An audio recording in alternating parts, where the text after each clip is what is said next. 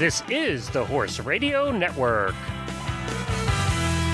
This is episode 201 of the Dressage Radio Show on the Horse Radio Network.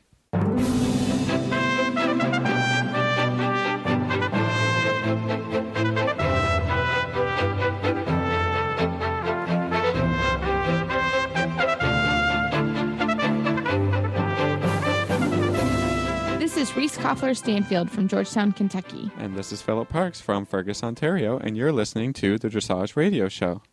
Just me and Reese today, I guess. I know. Hi, Philip. It's been a while. It feels like we forever. had that week off, and I don't know if I told you, but I went to Montreal and have been out and about a little bit. So it's good to get back in the groove onto the show and interviewing people and doing all that fun stuff. I know. I missed you, Philip. I missed you too, but not too much love. Not too much love. Not too much love. That's weird. Yeah, no, we had some horse shows. I took the babies. We had 2 weekends of horse shows. Really? Yeah. I wish it's snowing here, so no horse shows. We actually got relatively lucky for both shows. The first show, they were both at the horse park, and the first show was up at the old indoor.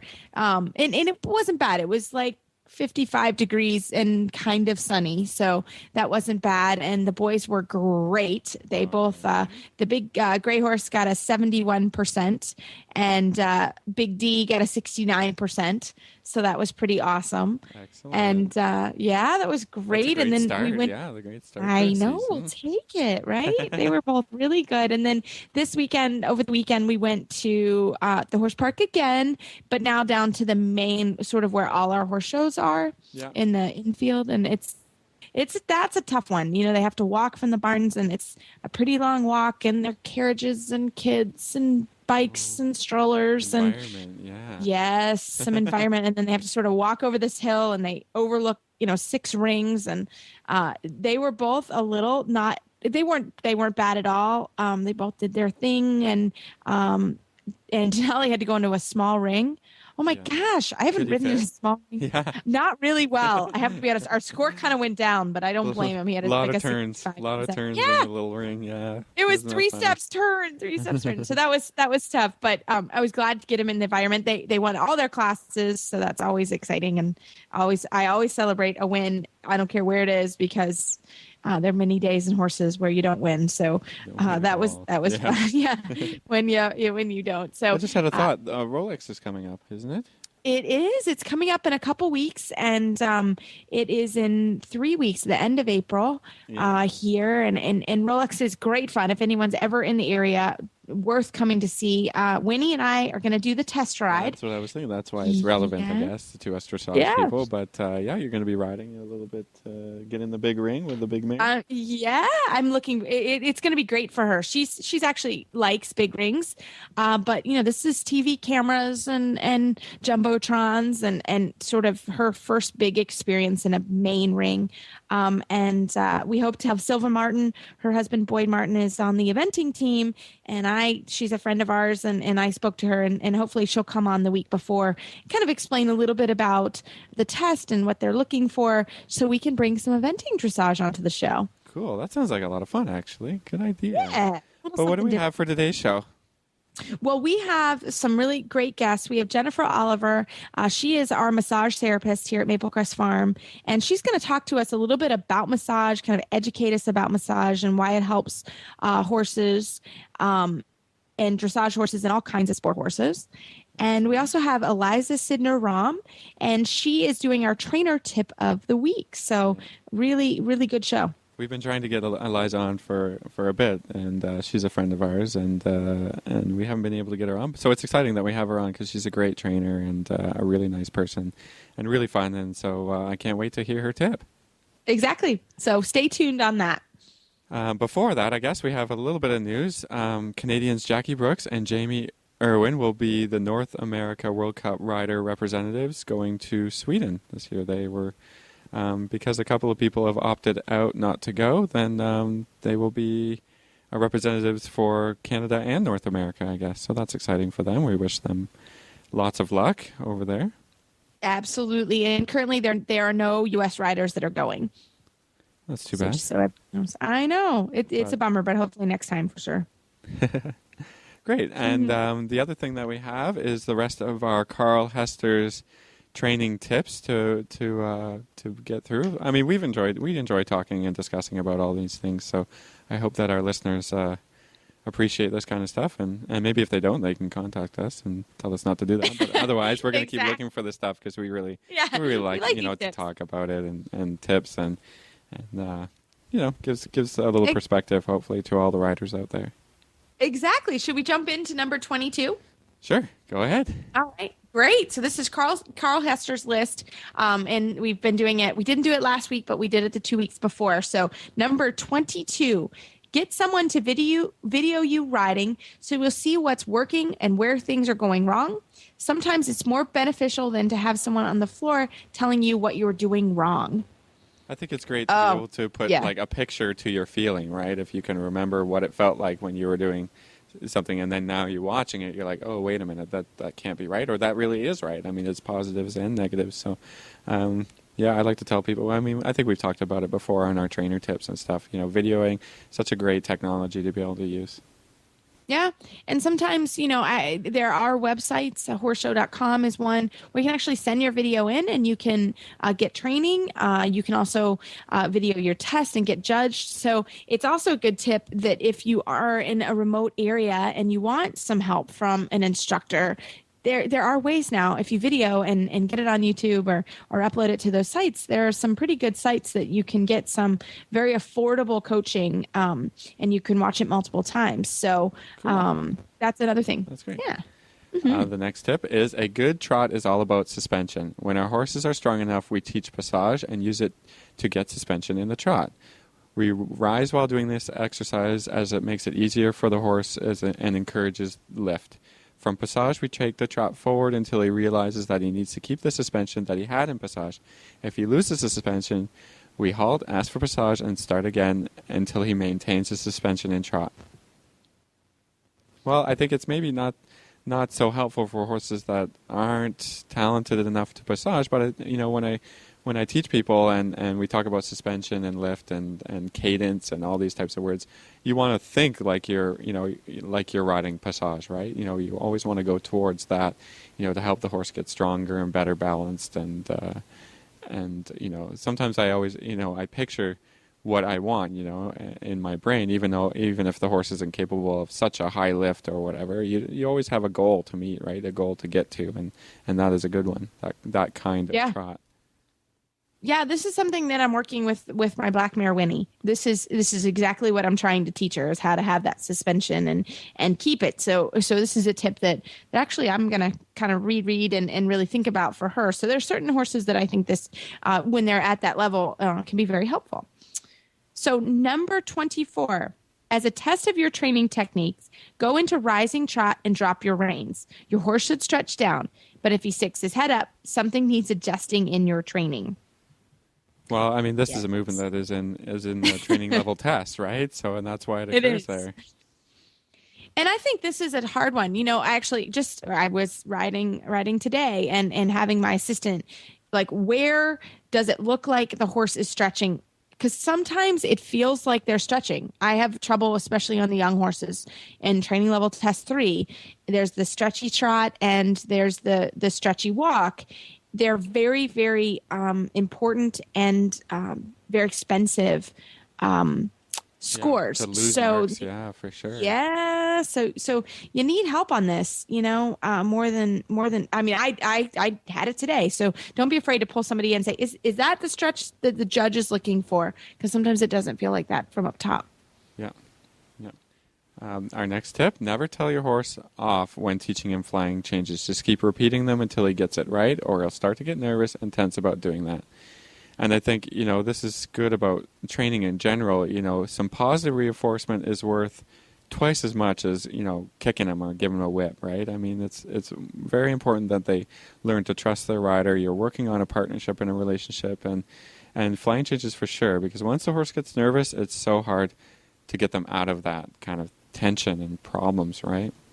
Yeah, absolutely. And this is, I mean, flying changes, piaffe. I mean, there are a couple big things where, or even just getting the horse to walk. If you reprimand them too much, sometimes they get really nervous. So this can go for a couple different things. But yeah, we always say that repetition is the best way to train.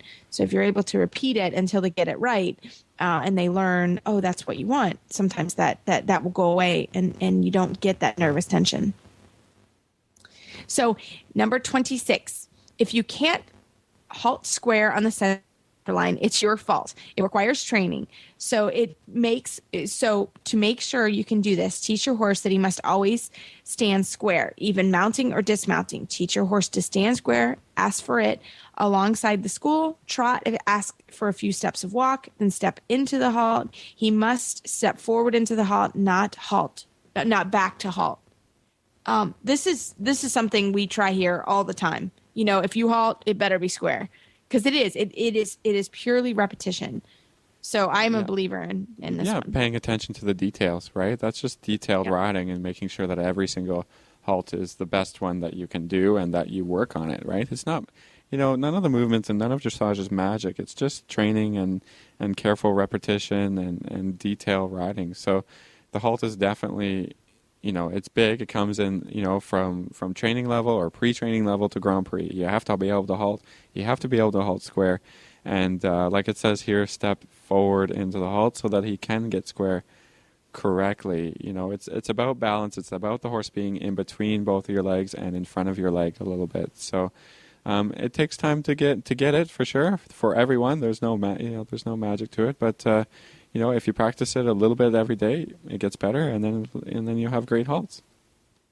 Our next tip is hacking up hills will help with fitness and muscle development, if you have hills, I suppose.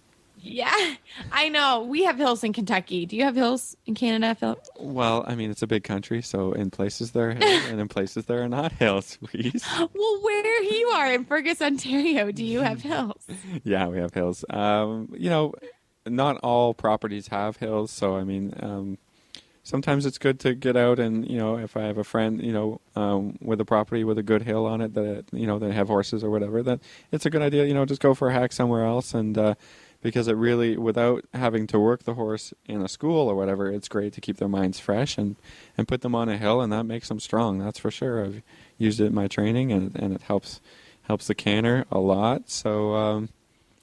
Find a hill, ride on it. I think you can get a lot done without being in an arena, so that's great. Well, we had a funny thing. Our neighbors brought in a treadmill, and Travis, my husband, looked at me and he said, "Why don't they just ride them?"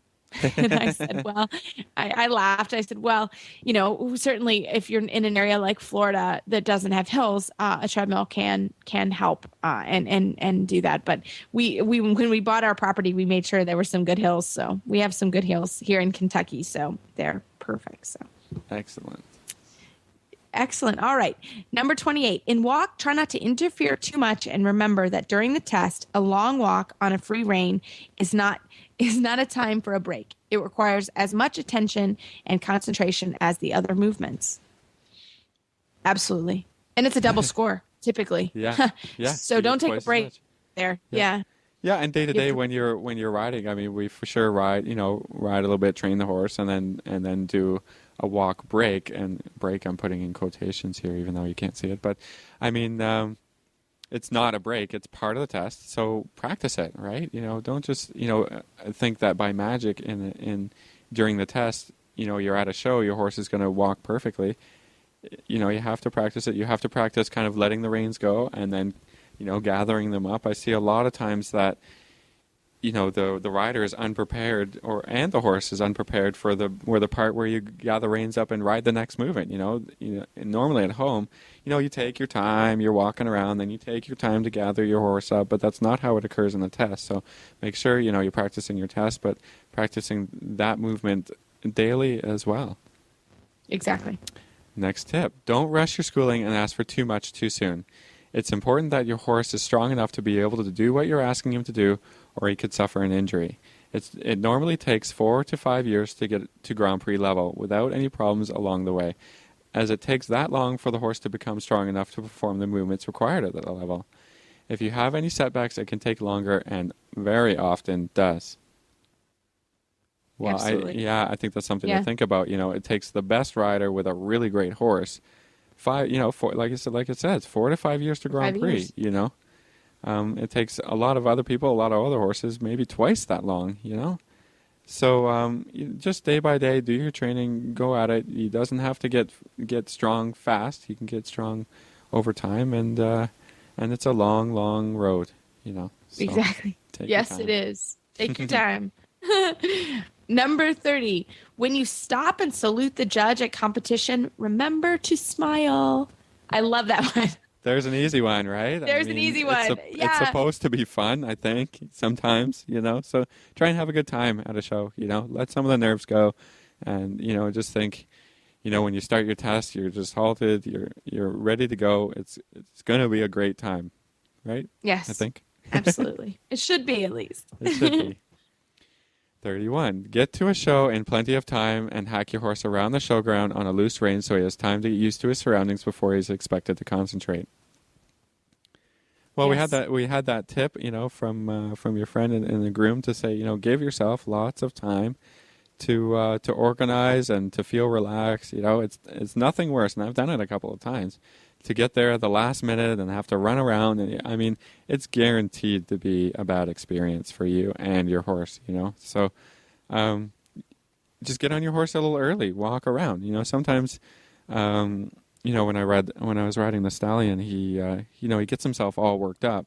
I have to walk him for 15 minutes at least. Give myself just time to walk him for 15 minutes so that he just relaxes and can concentrate and do his job. Otherwise, if I don't give myself that time, then he's all fired up. He gets all, worked up. He wants to, pee off in passage instead of just trotting. He wants to, and it just doesn't work. He gets tired very fast. It's just, him and me mentally are not in the right place to go in the ring. It's just awful. So I've learned that over time, just to, he's not going to get tired from walking around, right? But he might just get relaxed, and that's what we need to be able to perform our best.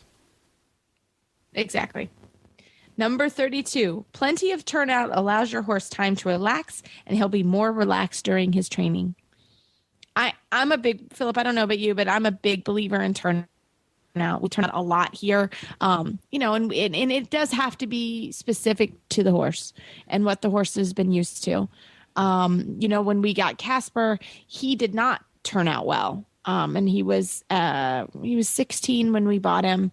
Hard to teach an old dog new tricks kind of thing. Yeah. But all the young horses here, they go out and I turn my horses out in groups, the boys and the girls, and they do great. They do fine. Sometimes they play a little hard, but I think it's good for them, especially the young ones. Yeah, I think they need time to be horses, right? I mean, they're athletes and they're being trained and all these things, but at times they just have to be horses to keep them mentally in a good place. Exactly. All right. At competitions, wear clothes and tack that you and your horse are used to and comfortable in. Suddenly using different equipment on competition day can affect your performance. If you have special show boots or tack, have a few dress rehearsals at home just before the show date. Yeah, I learned this lesson, actually, when I went to ride in a shad belly for the first time. Let me just help everybody. I don't think I practiced enough in my shad belly. I think I did it once, maybe, and went on a hack, but it was a really windy day and he was not used to it. It was my first young rider horse, the first time in a shad belly. I did ride in it a few times, but I learned my lesson. I should have ridden it more than I did. Yes. The shad belly's a big one because it can fall on the horse's back, or it can, the tails can move quite a bit, and if they're not used to it, that's a problem. But I see this also a little bit with some riders that want to switch to a different bridle or something like that, and I just tell them that's just not a good idea. Have a good bridle to ride in every day, and then showing it, right? I mean, it just requires cleaning it. I know you want to have, I'm okay with switching a brow band, but the whole thing, I mean, just the horse is not. Anything. You don't switch anything? Yeah, no, I don't tend to, but I think these days there's new, these really blingy brow bands and all this, and maybe you don't want to ride in that every day, but your fashion. It's fashion, yeah. So I'm okay with that, but just switching it's just every the tack can really fit a little bit differently, from bridle to bridle, or just where the bit sits, and then, then the horse is not used to it and is a little uncomfortable, and then you got all these extra issues to deal with at home. So, right. At home, riding what you go to a show in, and don't change it. Don't change it. You're already, be fine. yeah. You're already wearing your white clothes and your coat, and you know what I mean. There's already some stuff, but don't change your boots. Wear the same boots that you wear at home, because those clothes feel different. I don't care. You don't wear your white breeches every day. Mine are not my most comfortable pair of pants. I don't wear them all the time. So, I think that's something that you have to know too. Is as you go through that stuff is gonna feel different. So, yeah, excellent. Okay. Number 34, the key to training horses is patience and consistency. You'll get there. Yeah, I think that's pretty self-explanatory, right? Yep, agreed. Last one. This is our last tip. I've enjoyed doing this. Drum roll. Yeah, Okay. This has been fun. I like this. Good. Yeah. 35. If possible, recreate the type of arena you'll be riding your test in at the competition and have to practice in it. For example, check what size the arena will be and measure one out the same size at home to practice the test in. Or if you usually work in a school, but the competition is on grass, practice riding the test on grass. Yeah, I think this goes back towards, to tip 33. I mean, just be ready for the situation that you're going to be thrown into, at the show, and practice as much similarity as you can to make sure you and your horse are prepared, right? That's how to have success, right? Be prepared. So. Yeah, it was hard. I mean, we were talking about this a little earlier when I had to ride Denali in a small arena this weekend. Wow. And we had done it the weekend before, so I didn't pull one out. Probably should have. I'm not going to lie. Probably should have taken the time to pull a small ring out and let him practice it a few times, because it is very tight. We only see him at schooling shows here in town, but it would have been good to turn, and you got to get that canter a little smaller than what he's used to. Yeah, exactly. His canter's huge. So it was interesting. Well, that was great, Philip. I look forward to us finding more lists online, and thanks to Carl Hester for his great tips. Great tips. Great trainer. Yeah, I mean, and it's nice to have a little insight into his program and how he thinks and what they do there. Yeah. And I think that's really helpful for you and for me, and hopefully for some other people out there.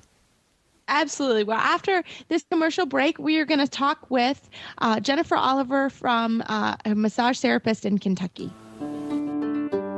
Fleeceworks manufactures pure Australian merino sheepskin and merino wool saddle pads and accessories.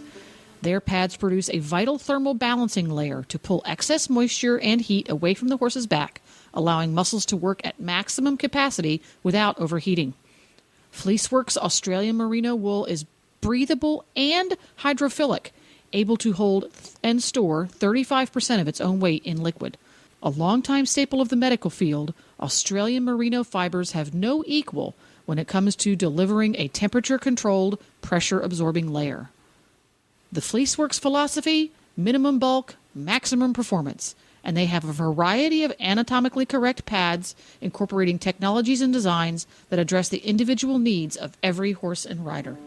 Ask for Fleeceworks saddle pads and accessories by name at your local tack and feed store, or visit them online at fleeceworks.com. Well, it is a pleasure of mine today to introduce Jennifer Oliver.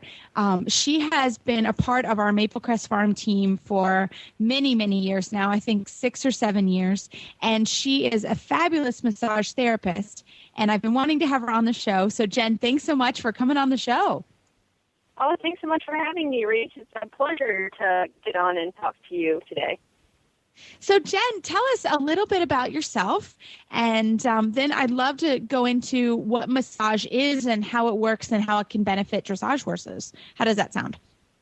Oh, sounds great. Well, I've had my business now for 6 years, all of which I worked for Maple Crest Farm, along with many other farms throughout Kentucky. I got certified in equine massage through a program called Equisage, based in Round Hill, Virginia. And I started my business in 2004.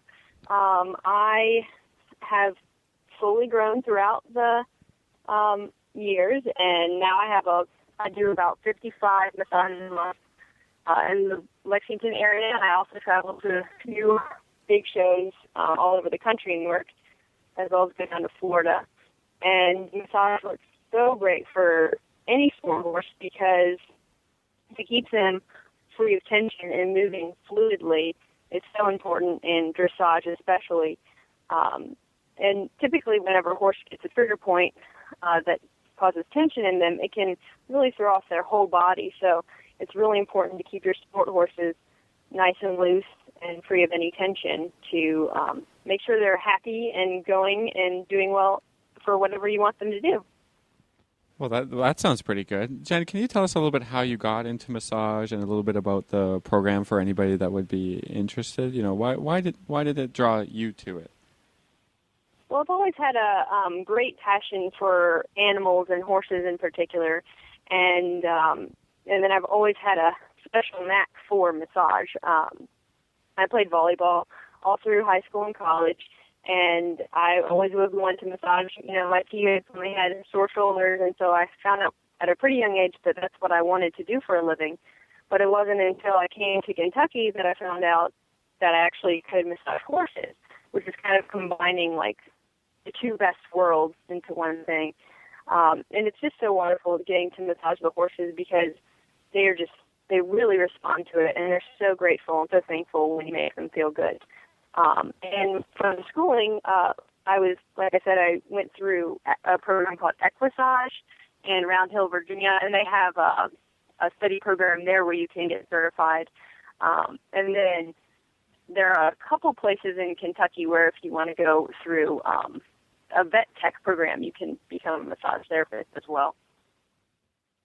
So, Jen, and you just work wonders on all of our horses, truly. I mean, we're as successful because of you, really. And everybody knows I talk about Denali and how perfect he is. But you've actually done some great things with him because he's had some issues really. Well, you were with us when he was born. You were there the day he was born. And one of the things, we've had some issues with him as he's grown, and he's turning 5 this year. As he's grown in some really awkward ways. Can you tell people how massage has really helped him in our development? Oh, of course. Well, and some young horses do a little bit better than others when they get into training.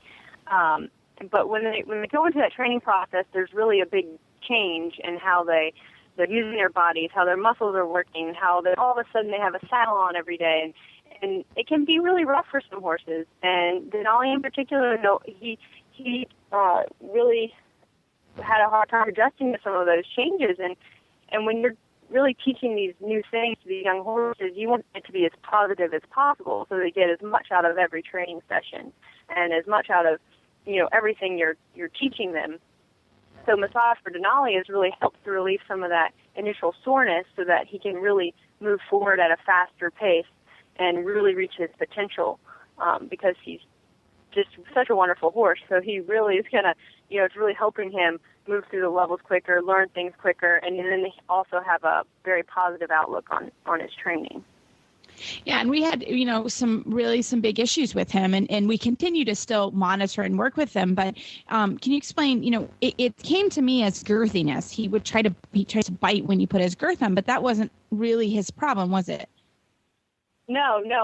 He has a tendency to get a little bit tight in his pecs, and a lot of young horses do this because they want to pull themselves with their front legs instead of engaging in their hind end when they're moving. And that was from where he would get that grumpiness from, and just through some normal massage techniques, and really throughout his whole body, he would get a little bit tense behind too.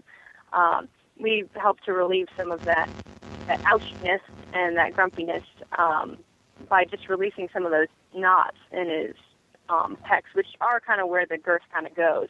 So he was justifiably grumpy, but once we taught him that it wasn't so bad and that I could make him feel better, he took to it a lot better. Yeah, he's been tremendously better, but still something we work on. Jen, what are some other? I mean, that was something that it could have been interpreted that he was just grumpy about his girth, and we really you and I had to investigate sort of why that was happening. Are there any other things like that, the sort of the girthiness, or any other things that can be helped with massage? Yes. Oh, yes, definitely.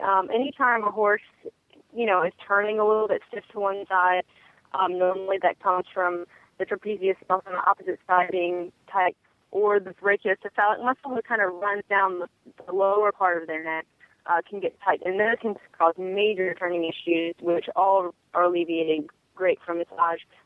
Sometimes if they're weird about their canter leads, that can be also caused from the brachiocephalic muscle acting up. A lot of hind end stuff can happen if they get tension on their SI joints, which a lot of them often do.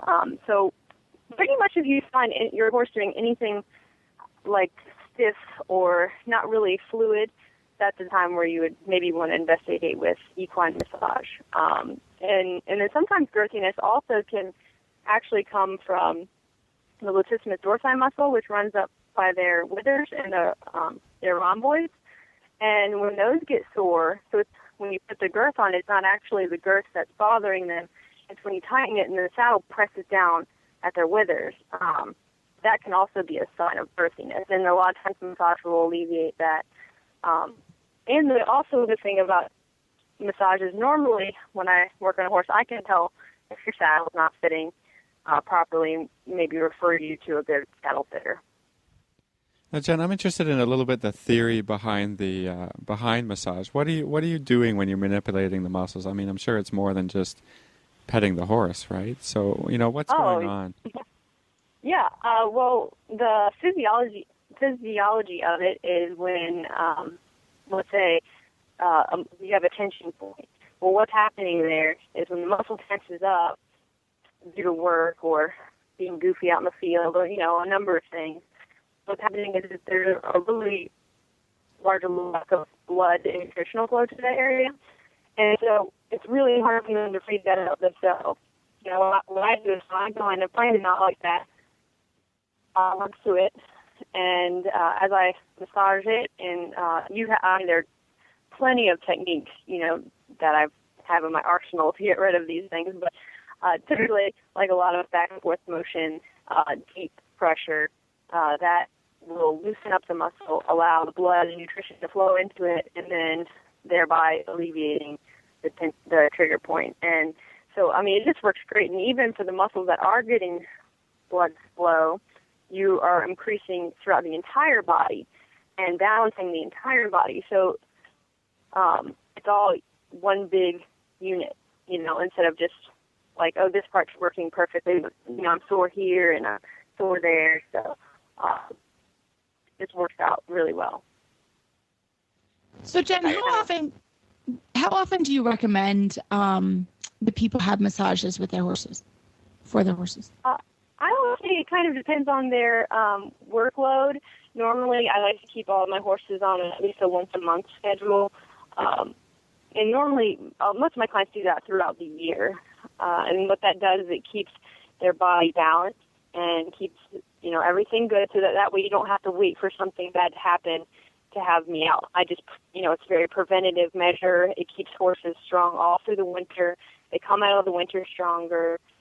They're ready for training right away. You don't have to worry if they're sore during training.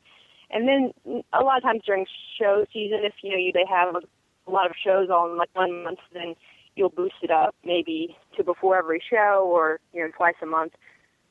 It can really vary from horse to horse. Now, in your history of working with massage, are there any good stories that you can tell us about, horses that made a great turnaround or something from your experience? Oh, yeah. I've probably dozens, but one of my favorite stories actually just happened a couple of months ago. I was working on a horse, and I went out, and she's like, oh, by the way, his tail doesn't work. And I was like, what? His tail doesn't work? She was like, yeah, he did something to it in August, and this was like 4 months after he had injured it. And he said, I don't know what happened, but one day it just stopped working, and I had vets out and chiropractors out, and they couldn't tell me what was wrong with it or what happened to it. They think he must have hit it against something. And I was like, oh, okay. So I go back there and start kind of looking at it, and I start massaging it.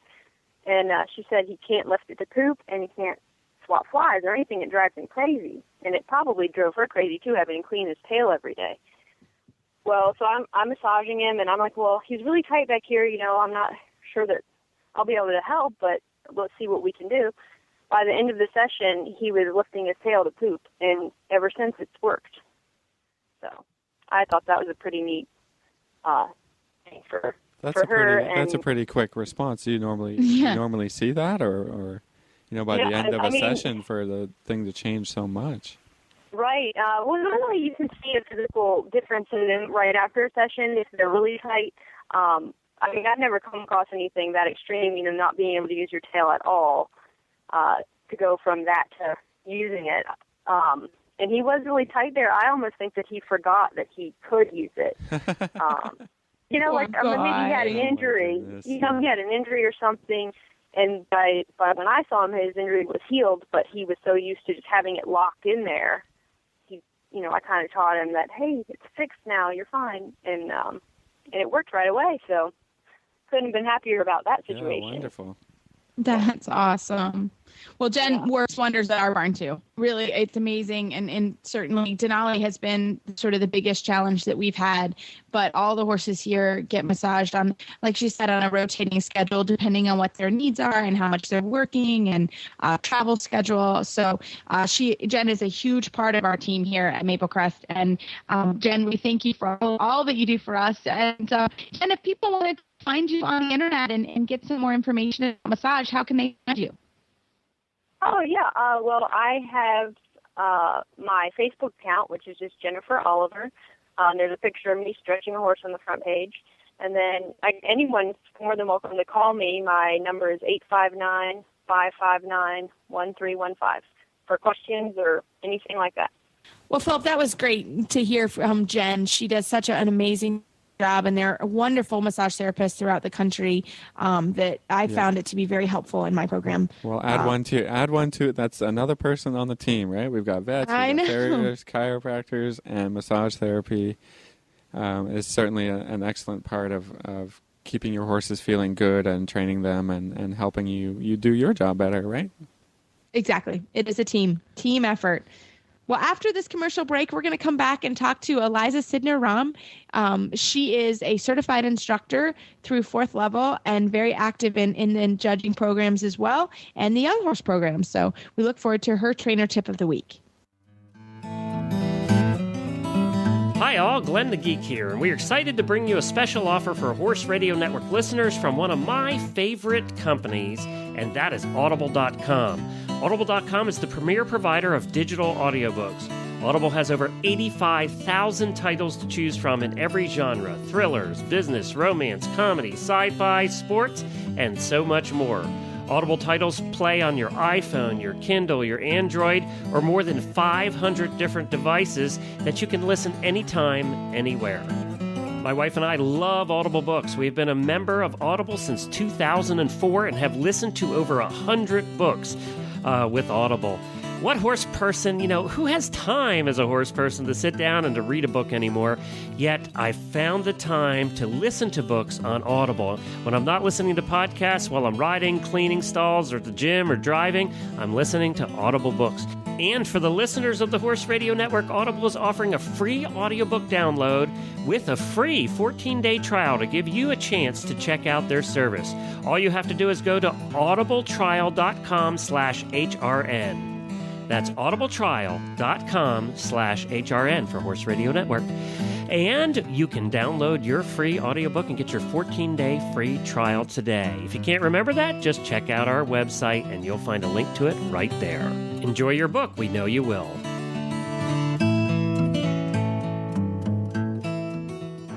Well, we are very happy to have Eliza Sidner-Ram on the show this evening. She is a friend of both Philip and I, and we've been dying to have her on the show. So we are looking forward to her trainer tip of the week. Eliza, welcome to the show. Thank you. Thanks for having me. This is fun. Well, I am looking forward to your trainer tip. Can we jump right in? All right, my tip of the week is to ride the horse you have now rather than ride the past. And what I mean by that is, for most of us, we've had our horse for at least many months, if not many years, and a lot of times we get caught up in riding old problems or continuing to create an old problem that maybe really isn't an old problem or a problem currently anymore. So I know this happens a lot for me because I work with a lot of young horses. So if I started the young horse under saddle and let's say they had a really difficult problem picking up the right lead canter, and now I'm so happy because they canter to the right really well, but somebody comes along and says, yeah, well, they've been cantering to the right really well for 6 months now, so why don't we get on with it and make the right lead canter better and stop thinking that the right lead canter is a problem anymore, because it isn't. No, I think that's so right. I think we all get into that rut. And we've all been there. So give us some other examples of riding sort of the horse from the past versus the horse that you have now. I have quite a few students who are either moving up a level right now or starting with a new horse, a younger horse. And one thing that I tell them when we're working on something new is imagine that this horse already knows this. Let's say we're learning how to really ride a good quality collected canter towards second or third level. And instead of hoping that it works out and trying really hard to prepare to ride a collected canter, I tell them while we're still walking, all right, we're going to pick up the canter, and this is your fourth level schoolmaster. Someone has already trained this horse for you. He knows how to do collected canter. Ride him as if he knows how to do it. And then, of course, we're not going to keep him in it very long because the horse doesn't really necessarily know how to do collected canter yet. But if you ride it as if they do, a lot of times it works out a lot better than waiting and seeing what problem you're going to have and then trying to fix it. Yeah, I think that goes to to your state of mind as you're riding the horse, or and sometimes it just takes fresh eyes on the ground to say, there's not this problem anymore. Stop bugging him about it. I get a lot of that in when riding the bend for a horse. For a horse I know for maybe even a month or 2 months has a little bit of a bending problem. It's kind of like you immediately get on and go right to that problem. Or sometimes you don't expect the horse to be able to do something that you ask, and then give the horse a chance to do it correctly from a softer aid, and you never know, they might just surprise you, right? So I'm always looking to be pleasantly surprised from by a horse every day, just being fresh, and just having a good state of mind as you approach it. Reese, do you have any examples that you've been dealing with recently about this? Yeah, I think we all do. I mean, we talked a little bit, Philip, when you came to visit me in Florida, and last I think I talked to you about I had a sensitive black mare, and for the longest time, for the year I had her, I was trying to keep the peace. And finally, Philip's like, hey, come on, ride that canter through. Like, there's no reason that shouldn't be going on. And it, just to have a fresh approach to the horse was great. And that just one statement changed my whole riding on her. And now she's really pushed through. And from the very minute I get on, I say, okay, come on now. I don't need to treat you with kid gloves. I can really ride you. And so that was super helpful just in my own riding. And wouldn't you guys say that this is a great time it is nice to either do a clinic with, somebody that you're familiar with, or even if you haven't seen your trainer in a while, especially in the case of us, we don't necessarily get help all the time. So it's nice to kind of go to see your trainer and say, okay, this is the issue. Do you see it? What do you guys think? Yeah, absolutely. I totally agree. I think for sure to have help on the ground from your trainer, or even if it's just a fresh set of eyes on the ground to help you, is always super important for this reason. And also sometimes for amateurs that have their own horse that they always ride and they only ride that one horse, I think it can be helpful if there's a possibility for them to come and sit on a different horse. And then I can tell them the next time I teach them on their horse, all right, imagine that you're on that horse that you rode the other day. Maybe it was a schoolmaster of mine. Imagine that you're on that horse, and they already know, they do a really nice shoulder in. And now let's ride the shoulder in as if you're riding that horse. I know for me, sometimes I feel like I ride other people's horses better than my own, because you get into these ruts. It's a little bit like a long-term relationship where you have the same argument a little bit over and over. So to have a fresh set of eyes on the ground, or even sometimes to sit on a different horse, just to have that fresh perspective, I think is really important. I think that's a really good point, Eliza. I mean, I hadn't really thought about that, before, but I mean, as a professional, we each get to ride, a bunch of horses every day, right? So you're not bringing that same experience back to that horse, day by day. So I think that's a really interesting and a good point to try and sit on a different horse that doesn't have that problem. Sometimes that might even help you figure out whether it's you or the horse, right? I mean, I know that not everyone has an opportunity to ride a really great schoolmaster, but just something new. Change the perspective. Try and figure out, from different angles what the problem is. Yeah. Yeah, I love that. I love the idea of it's a long-term relationship, and it makes me think about just when you're married for a while or that kind of thing. You get in, you do the same thing, and maybe the same thing is annoying, and sometimes you just have to step back and say, okay, wait a minute, let's look at this and maybe look at it a different way. Eliza, any other tips that you can give, kind of even about the mental state when you get on that same horse for the same day, for the same time? Well, I like to try to imagine if I'm going to ride whatever the movement is. Let's say I'm going to pick up the canter and my horse has a tendency to have a little bit of a flat, maybe slightly four-beat canter. Before I even pick up a canter, whether it's from the trot or the walk, I'm going to imagine in my mind the best feeling canter that I've ever ridden. And I think of whatever horse that is. For me, it's my mare Gracie that had one of the best feeling canters ever. And so when I ride a horse that I know has a problem a little bit with the rhythm and the canter, I'm going to picture Gracie's canter in my mind before I pick up the canter to part, and then ride that canter. And of course, I'm realistic. I don't expect the horse to canter immediately like Gracie can, but I try to have that feeling, and I try to talk to people about that you really prepare yourself mentally for what you want to feel instead of asking, seeing what happens, and then thinking, this is this bad canter again, and you sort of, you make that happen almost, even though of course you don't want it to happen. So trying to take just that moment or two before you ride, whatever the movement is, to imagine the best feeling that you felt before, and then try to replicate that. I think it's really important for people.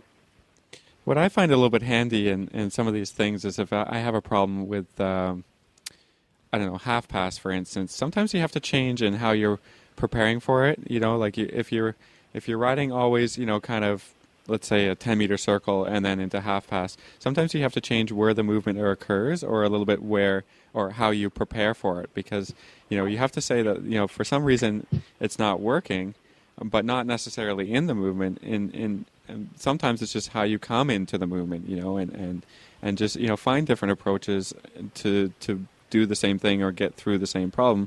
And then, like you said, once the problem is done, try not to keep going at it, every day. Kind of figure out a different problem and figure that out, and maybe a month from then come back to it, right? I mean, you don't have to school the same thing every day just because it was a problem 3 weeks ago or something like that, Let the horse get over it. Keep it fresh, keep it interesting. Yeah, I definitely agree with that. I remember one time, a trainer said, "It's okay if you keep making mistakes, as long as they're new mistakes." Right. That's a very good point. The same mistake over and over again. We don't mind if we make new mistakes. If we're going to have to make mistakes. Everyone, there's no doubt that we're just going to continuously make mistakes. But let's try even to make a new one. And like you said, Philip, maybe sometimes even approaching, if you have one thing that is not good, like let's say the half pass, approaching it from a different way, or even riding what may seem to be a slightly harder movement, and then coming back to the easier movement, and sometimes it feels a little bit better. I know certainly for me with half pass on some horses, if I ride the half pass and then I keep them in envers through the corners and through the short side and onto the next quarter line, and I'm keeping them in envers, and then let them sort of flow over from the quarter line back out to the track, and half pass feels like a relief and a relief for the horse, instead of like, oh, here we go, this is half pass, this is hard for me. It's almost a relief to go into half pass from something that's been a little bit harder. And I know a lot of times for people, they think, well, I can't possibly go on to this harder movement because I'm still not good at the easier movement. But occasionally to challenge yourself a little bit, and then maybe it feels easier for both you and the horse to come back to the slightly easier movement. Yeah, I have an almost exact, example just recently, just working today, actually. We work a horse and really nice combination, but the rider and the horse have a little trouble with Travers. And we've been dealing with it and working through it for a couple of months. But today I just said, you know what, we're going to go on. We're going to move a little bit towards half pass, right? You go to the next step up. I said, we're not going to show half pass this year, but this horse needs to learn Travers. And so we're going to give the horse a little bit of a harder job. Did that a little bit, working on half pass, a little bit back and forth, teaching horse and rider. And then, we went back to Travers, and it was like a relief, like you said, like a relief for the horse. The horse kind of went, oh, yes. And then something that she already kind of knew, and she was like, oh. But the Travers was so much better from having done the half pass, something a little bit harder, that it was just like, the problem wasn't just to keep going at Travers all the time, and the horse is getting a little cranky, the rider's getting bored, everyone's getting bored and frustrated. We just did something out, get out of the box a little bit and just carry on. So I thought, it's very, a couple of examples of almost the same thing. So. Well, great job, Eliza. Thank you so much for your tip of the week. That was super. I think it's something that we can all take to all of our horses that we ride. Eliza, how would someone get in touch with you online? I have a website at www.elizasidnordressage.com. And then I also have a Facebook page. You can look up Eliza Sidner Dressage. And I update that pretty regularly with some pictures and articles and different things. So, yeah, check out both of those. Can you spell Sidnor for us there, Eliza? It is Sydnor. Perfect. And don't worry if you misspelled it, because everyone in the world does. Well, that was a great tip from Eliza, and something that we all can keep in mind as we go through our training day to day. But Philip, we are lonely. We have not had any emails or Facebook shout outs recently. Yeah, I mean, maybe there's some topics people, coming into show season, up north here, maybe there's some topics that people would be interested in hearing. We would love to let us, if somebody, if you let us know you got any ideas or you want to come on the show, that would be great. Yeah, give us a call. We would love that. Shoot us an email. So you can find our show notes and links to today's guests at our website, dressageradio.com. You can like us on Facebook. Just search Dressage Radio Show. Follow us on Twitter at Horse Radio. My website is maplecrestfarmky.com, and my email is reese@horseradionetwork.com. You can find me at philipparksequestrian.com, and my email is philip@horseradionetwork.com. I'd like to thank our sponsors, and don't forget to check out all the other great shows on the Horse Radio Network at horseradionetwork.com. Everybody keep your heels down and your shoulders back, and we'll talk to you next week.